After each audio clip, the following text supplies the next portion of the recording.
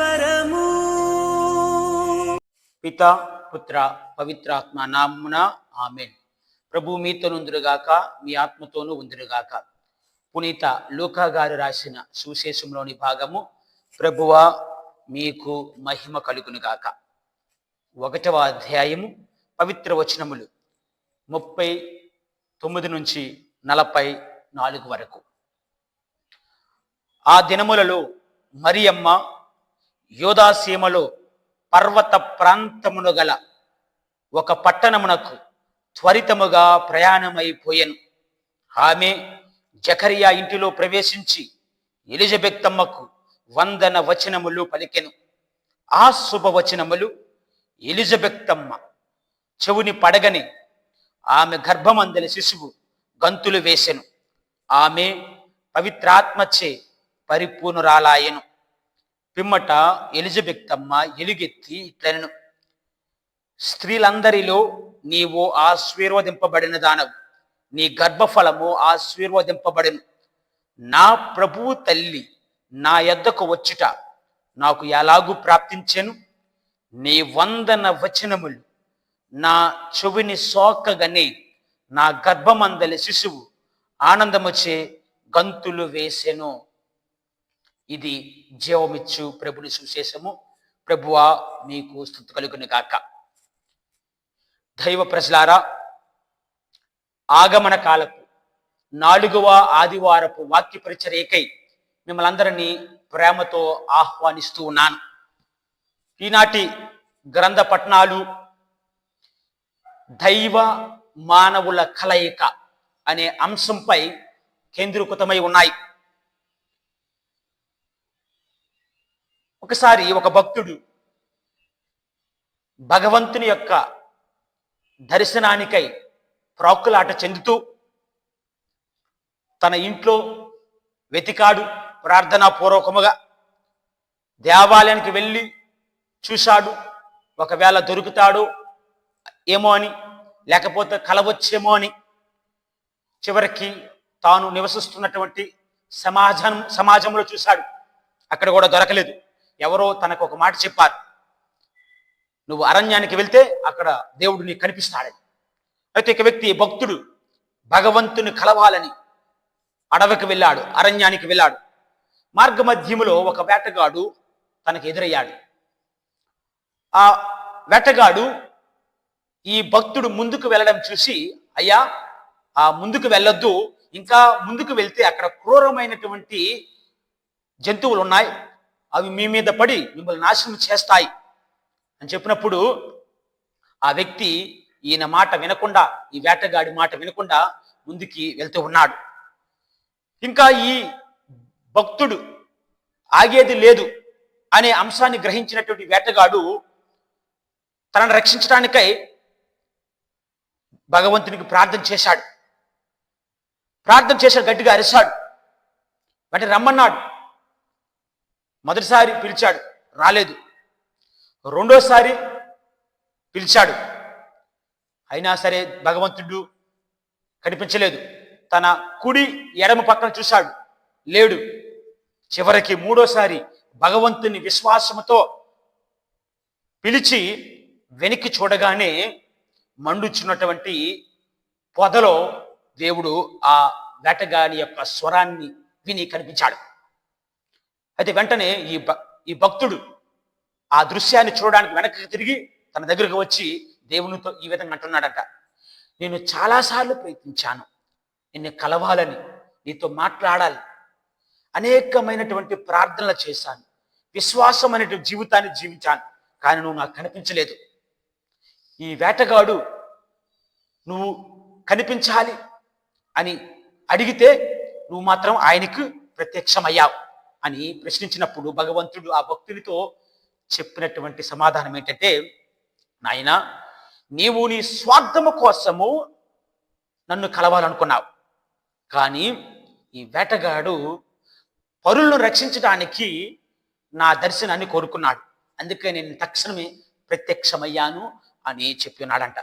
ప్రీతమా క్రైస్తవ సహోదరి సహోదరులారా, ఈనాటి గ్రంథ పఠనాలు కూడా దైవ మానవుల కలయిక ద్వారా ఏమి జరుగుతుందో మనం చూస్తూ ఉన్నాం. ఈనాటి సూసెస్ పట్టణంలో మరియ తల్లి గర్భములో ఉన్నటువంటి క్రీస్తు భగవానుడు, ఎలిజబెత్తమ్మ గర్భములో ఉన్నటువంటి బాప్తిస్మ యోహాను ఒకరినొకరు కలుసుకున్న తర్వాత ఆనందముతో గంతులు వేశారని మనం విన్నాం. అయితే ప్రియ క్రైస్తవ బిడ్డలారా, మనము కూడా ప్రభు సహవాసములో ఆనందించాలి. ఆయన సాన్నిధ్యములో సత్యానందాన్ని చవి చూడాలి. మరి ఈ అంతర్గతమైనటువంటి ఈ ఆంతరంగిక ఆనందముని మనము క్రిస్మస్ రోజున క్రీస్తు జయంతి మహోత్సవం ద్వారా కొనియాడుతున్నాం. అదేవిధంగా ఆ ఆనందాన్ని మనము పొందగలుగుతున్నాం. ప్రియతమ క్రైస్తవ సహోదరి సహోదరులారా, ఈనాటి మొదటి పట్టణానికి మనం వచ్చినట్లయితే, మీకా ప్రవక్త యెషయా ప్రవక్తకు సమకాలికుడు. యూదయ రాజ్యాన్ని హిజ్కియా అనే రాజు పరిపాలిస్తున్న కాలంలో దేవుని యొక్క స్వరాన్ని విని దేవుని యొక్క సందేశాన్ని తన ప్రజలకు చెప్పాలని వెళ్ళాడు. అయితే ఈ కాలంలో అనేకమైనటువంటి అనర్థాలు సంభవించాయి. ఉత్తర రాజ్యమైనటువంటి ఇజ్రాయేలీయులను అసీరియా రాజులు దండెత్తి దానిపై జయించి ధ్వంసం చేశారు మొత్తాన్ని. దక్షిణ రాజ్యమైనటువంటి యూదయపై దండెత్తి యెరూషలేమును ముట్టడి చేశారు. మరి ఈ నేపథ్యంలో మీకా ప్రవక్త ప్రజలను మందలిస్తూ దేవునితో వీరు చేసుకున్నటువంటి ఒడంబడికను మరొకసారి గుర్తు చేసుకోమంటూ, మీ పాప జీవితానికే ఈ శిక్షను మీరు అనుభవించారు అని వారికి తెలియజేస్తూ, మీరు తిరిగి దేవుని మార్గంలోనికి రండి అని బోధించి పిలుస్తూ ఉన్నాడు. ప్రియతమ క్రైస్తవ సహోదరి సహోదరులారా, ఎప్పుడైతే దేవుని మార్గముకు తిరిగి వస్తారో అప్పుడే దేవుడు తనకు విధేయులైనటువంటి శేష ప్రజలతో భూదిగంతముల వరకు తన రాజ్యాన్ని విస్తరింపజేస్తాడు. వారిని కాచి కాపాడుతాడు. వారి జీవితాల్లో శాంతి సమాధానాలను నెలకొల్పుతాడు. చిరకాలము పరిపాలిస్తాడని ప్రవచించాడు. అయితే ఈ మొదటి పట్టణము ద్వారా మనము 4 ప్రధాన అంశాలు నేర్చుకోవచ్చు లేదా చూడవచ్చు. అందులో మొట్టమొదటిది ఏంటంటే, యావే దేవుడు వాగ్దానము చేసిన విధానముగా ఇజ్రాయేలు పాలకుడు, ఆ గొప్ప కాపరి బెత్లెహేములో జన్మిస్తాడంట. మొదటి పట్టణంలో మనం చూస్తూ ఉన్నాం. ప్రీతమ క్రైస్తవ సహోదరి సహోదరులారా, మీకా గ్రంథము 5వ అధ్యాయము 2వ వచనంలో ఈ విధంగా ఉంది. ప్రభుట్లనుచున్నాడు, బెత్లెహేము ఎఫ్రాతా, నీవు యూదా నగరములలో మిక్కిలి చిన్నదానవు, అయినను ఇజ్రాయేలుని ఏలుబోవాడు నీ నుండి ఉద్భవించెను. అంటే ఇక్కడ ఈ ఎఫ్రాతా అనే కుటుంబము కాలేబు వంశానికి చెందినది. ఈ కాలేబు కుటుంబానికి చెందినది. ఈ కాలేబు యోధా వంశీయుడు. కాబట్టి ఈ ఎఫ్రాతా కుటుంబము యెరూషలేమునకు దగ్గరలో దాపులో ఉన్నటువంటి కుటుంబం. అందుకనే కాలక్రమేణా ఈ యెరూషలేమును కూడా ఎఫ్రాతా అని పిలిచేవారు. కాబట్టి ప్రీతమ క్రైస్తవ సహోదరి సహోదరులారా, ఈ యెరూషలేము నుండే ఆ పాలకుడు జన్మిస్తాడు. కాలము సంపూర్ణమైనప్పుడు ఒక స్త్రీ గర్భాన్ని పొంది ఆ బిడ్డకు జన్మనిస్తుంది. ఆయన దావీదు వంశము నుండి ఉద్భవిస్తాడని బోధించడం చూస్తున్నాం. ఇక రెండో అంశం ఏంటంటే, ఆ గొప్ప కాపరి మెస్సయ్య వచ్చే వరకు ఇజ్రాయేలు ఇతర రాజుల దగ్గర, పరాయి రాజుల దగ్గర జీవిస్తారు బానిసలుగా. మరి ఈ బానిసలుగా జీవించడానికి కారణం ఏంటంటే వారి యొక్క పాపమే అని కూడా బోధించాడు. ఇక మూడో అంశము, ఆ పాలకుడు ఇజ్రాయేలీలో మిగిలినటువంటి శేష ప్రజలను, రెమనెంట్స్, ఈ ప్రజలందరినీ కూడా ఒకటిగా చేసి బూది గంతంలో వరకు కూడా విస్తరింప చేసి ఒక విశ్వజననీయమైన రాజ్యాన్ని నెలకొల్పుతాడట. You will establish the universal kingdom. ఇక నాలుగోది ఏంటంటే, ఆ గొప్ప కాపరి పాలనలో ప్రజలు క్షేమంగా ఉంటారు. శత్రువులు వారిని దాటి చేసి నాశనం చేయలేరు. ఎందుకంటే వారిని పరిపాలిస్తున్నటువంటిది ఎవరంటే ఈ సర్వ సృష్టికి సృష్టికర్త అయినటువంటి యావే దేవుని యొక్క, తండ్రి దేవుని యొక్క కుమారుడే వారి యొక్క రాజు. కాబట్టి వాళ్ళని ఎవరు కూడా జయించలేరు, వారిని ఓడించలేరని చెప్తూ ఉన్నాడు. అవును ప్రీతమ క్రైస్తవ సహోదరి సహోదరులారా, మరి ఇలాంటి అంశాన్ని 2వ పట్టణంలో కూడా చూస్తున్నాం. క్రీస్తు భగవాను గురించి, క్రీస్తు ప్రభు ఆ గొప్ప కాపరి, ఆ గొప్ప పాలకుడు మనుషుల తారము దాల్చి మానవ దేహములో మనలో ఒకటిగా ఉంటాడట. తండ్రి చిత్తాన్ని నెరవేర్చడానికి ఈ లోకానికి వస్తూ తనకి పూర్తి సంపూర్ణ విధేయతతో జీవిస్తాడనే సత్యాన్ని మనకి గుర్తు చేస్తూ ఉన్నది. మరి అలాగే ఈ క్రీస్తు జయంతి పండగ రోజుల్లో మనము నేర్చుకోవలసిన అంశం ఏంటంటే, క్రీస్తు ప్రభు ఏ విధంగానైతే తనను తాను ఆత్మ బలియాగం చేసుకున్నాడో, తనను తాను బలిదానం చేసినాడో, మనము కూడా దేవునికి మనల్ని అర్పించుకోవడానికి ప్రయత్నించాలి అని ఈ యొక్క 2వ పట్టణం మనల్ని ఆహ్వానిస్తూ ఉన్నది. ఇంకా ఈనాటి సువిశేష పట్టణానికి వచ్చినట్లయితే, నేను ఉపోద్ఘాతంలో ముందుగా చెప్పిన విధముగా ఎలిజబెతమ్మ అదేవిధంగా మరియ తల్లి యొక్క కలయికను మనం చూస్తూ ఉన్నాం. అయితే ఇక్కడ వీరిరువురి యొక్క ఆత్మీయ కలయిక మాత్రమే కాదండి, ఆధ్యాత్మికముగా కాస్త లోతుగా ఆలోచించి ముందుకు వెళ్ళినట్లయితే ఇది ప్రభు అయిన దేవుడు రక్షకుని రాకకై నిరీక్షిస్తున్నటువంటి శేష ప్రజలను, అంటే విశ్వాస పాత్రులైనటువంటి దైవ ప్రజలను సందర్శించినటువంటి అపురూపమైనటువంటి సన్నివేశం అని మనమందరం చెప్పాలి. మొదటి పట్టణంలో చెప్పిన విధముగా శేష ప్రజలు దేవుడు చేసిన వాగ్దానాలు నెరవేరే వరకు, తరతరముల వరకు నిరీక్షిస్తూ వస్తున్నారు అని మనం విన్నాం. మరి ఇక్కడ ఆ విశ్వాసపరులు, ఆ శేష ప్రజలు ఎవరంటే ఎలిజబెతమ్మ, జకరియా కూడా శేష ప్రజకి చెందినటువంటి వారే. ప్రార్థనా పూర్వకముగా నిరీక్షిస్తున్నటువంటి దంపతులే.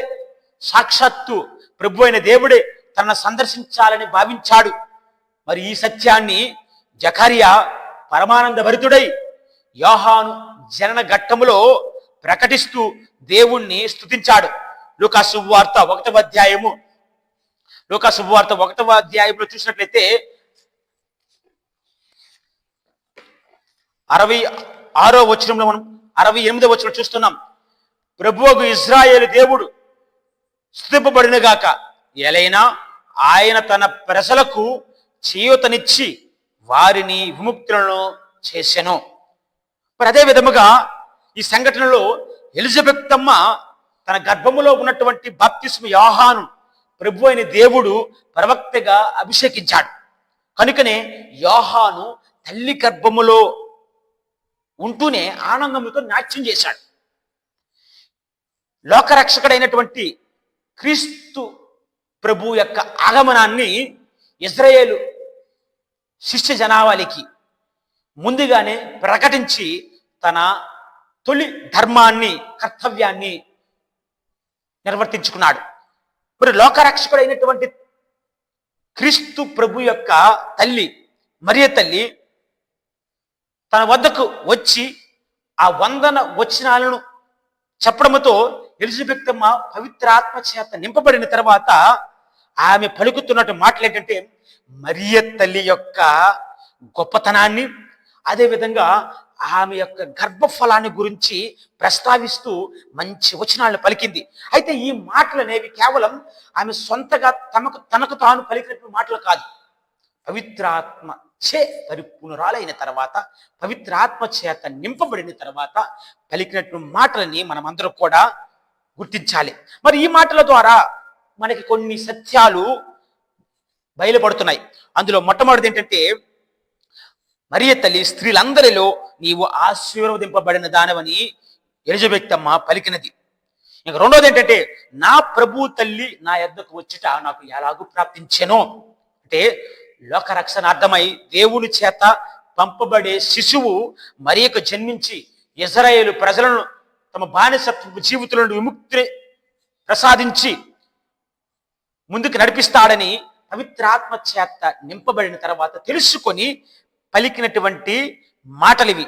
నా ప్రభు తల్లి అని అనడం ద్వారా ఎలిజబెతమ్మ మరియ తల్లిని సాక్షాత్తు దేవుని తల్లిగా అంగీకరించింది. అదేవిధంగా తొలిసారిగా మరియ తల్లిను దేవమాత, మదర్ ఆఫ్ గాడ్ అని సగౌరవముగా పిలిచింది. ఇక మూడోది ఏంటంటే, ఎలిజబెతమ్మ పలికిన వందన వచనాల్లో నీవు ఆశీర్వదింపబడిన దానవు అనే మాటలు మనం వింటున్నాం. నువ్వు ధన్యరాలవు అనే 2 మాటలు ఇక్కడ పలకడం మనం చూస్తున్నాం. అయితే ఇంగ్లీష్లో దీన్ని బ్లెస్డ్ అంటారు. మరి ఈ గ్రీక్ భాషకు వచ్చేసరికి వీటిని యూలోగోమన్ అని ఒకదాన్ని, అదేవిధంగా మకారియా అని 2 పదాలు ఉపయోగించారు. ఇక్కడ యూలోగోమాన్ అనే పదానికి నీవు ఆశీర్వదింపబడిన దానవు అని తెలుగు అర్థానికి దగ్గరగా మనం చెప్పవచ్చు. కానీ మకారియా అనే మాటకు ధన్యతని మాత్రమే కాకుండా దేవుని దృష్టిలో నీవు పవిత్రరాలవు, దేవుని దృష్టిలో నీవు నీతిమంతురాలవు అని దీని యొక్క అర్థం. ఇక్కడ ఒక మాట చెప్పాలంటే, మరియ తల్లి దేవుని దృష్టిలో నీతిమంతురాలు, పవిత్రరాలని ప్రశంసించింది.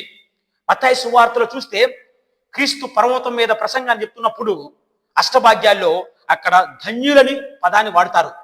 ఆ ధన్యులనే పదానికి కూడా అర్థం ఏంటంటే, పూర్తిగా అర్థానికి వెళ్ళినట్లయితే ఎవరైతే పవిత్రమైన జీవితాన్ని జీవిస్తారో, ఎవరైతే నీతి గల జీవితాన్ని జీవిస్తారో అని దానికి అర్థం. మరి లూకా సువార్తలో ధన్యురాలు అనే పదం ఉపయోగించినప్పటికీ మరియ తల్లి పవిత్రరాలు, దేవుని చేత నియమింపబడినటువంటి నీతిమంతురాలు అని మనము గుర్తించాలి. అందుకనే దేవుడు ఆమెకు చేసిన వాగ్దానాలన్నీ కూడా నెరవేర్చాడు. ఇవన్నీ కూడా మరియ తల్లి యొక్క వినయానికి, దైవ విధేయతకు నిదర్శనమని మనం చెప్పాలి. ఇంకా 4వ అంశం ఏంటంటే, గాబ్రియేలు దూత మరియమ్మకు మంగళవార్త చెప్పని చెప్పడం మనం చూస్తున్నాం. అంటే పరమండలానికి ప్రతినిధిగా ఉన్నటువంటి గాబ్రియేలు దూత మరియ తల్లిని అనుగ్రహ పరిపూర్ణురాలా అనడం మనం చూస్తున్నాం. ద హైలీ ఫేవర్డ్ వన్ అంటూ సంబోధించాడు. అలానే భూలోకానికి ప్రతినిధిగా నిలుస్తున్నటువంటి ఈ శేష జనావాళికి ప్రతినిధిగా నిలుస్తున్నటువంటి ఎలిజబెతమ్మ మరియ తల్లి యొక్క సందర్శనలో, ఆ ఘట్టములో మరియ తల్లిని నీవు ఆశీర్వదింపబడినదావు, ధన్యరాలవని ప్రకటించడం మనం చూస్తున్నాం. అంటే ఇహ పరలోకాలు రెండింటిలోనూ దేవుని దృష్టిలో మరియ తల్లి నీతిమంతురాలు, పవిత్రరాలు అని మనం గ్రహించాలి. మరి ప్రియతమ క్రైస్తవ సహోదరి సహోదరులారా, ఈ నాటి గ్రంథ పఠనాల ద్వారా మనము మన జీవితాలకి నేర్చుకోవాల్సిన అంశాలు ఏంటంటే, మొట్టమొదటి ఏంటంటే బలమైనటువంటి విశ్వాసం, లేదా విశ్వాసములో ఉన్నటువంటి బలం. మరియ తల్లి దైవ పిలుపుకు ఒక్కసారి నేను సిద్ధం అని చెప్పిన తర్వాత ఏనాడు కూడా వెనుకొంచి వేయలేదు. ఎన్ని కష్టాలు వచ్చినా, ఎన్ని ఆటంకాలు వచ్చినా ఆమె ముందుకు నడిచింది. She completely trusted in the providence of God. ఏమి జరిగినా, ఏమి సంభవించినా దేవుని యందు పూర్తి నమ్మకాన్ని ఉంచి ముందుకు నడిచింది. అంటే విశ్వాసములో ఉన్నటువంటి శక్తి. ఇంకా రెండోది ఏంటంటే ఆనందదాయకమైన కలయిక, జాయ్ ఆఫ్ ఎన్కౌంటర్.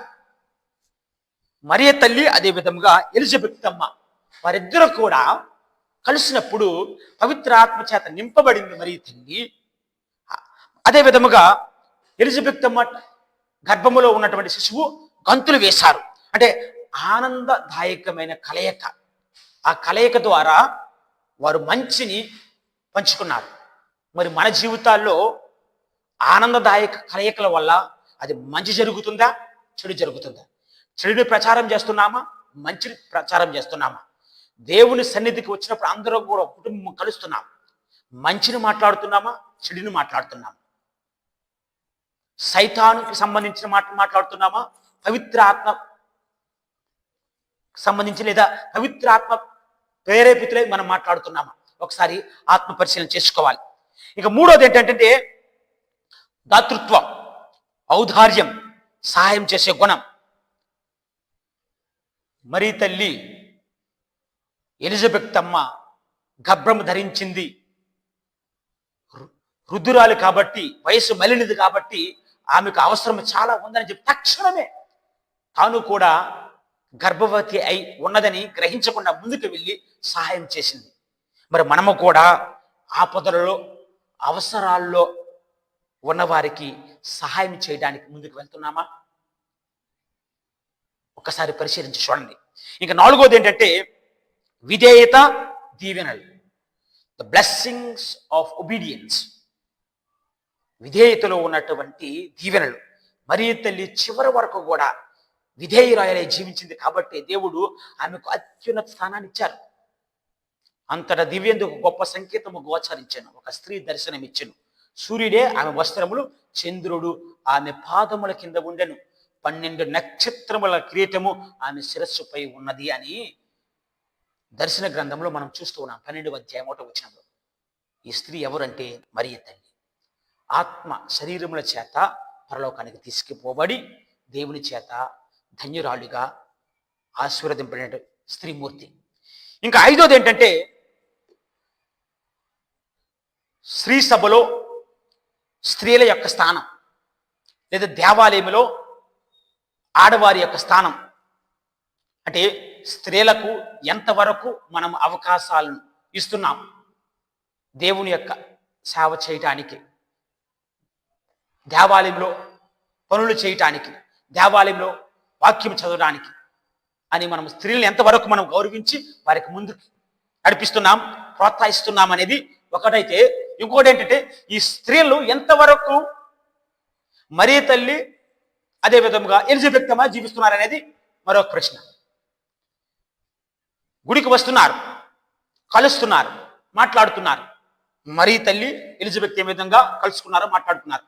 వీళ్ళు మంచినే ప్రచారం చేస్తున్నారా, లేకపోతే ముసలమ్మ ముచ్చట్లు చెప్తున్నారా అనేది ఆత్మపరిశీలన చేసుకోవాలి.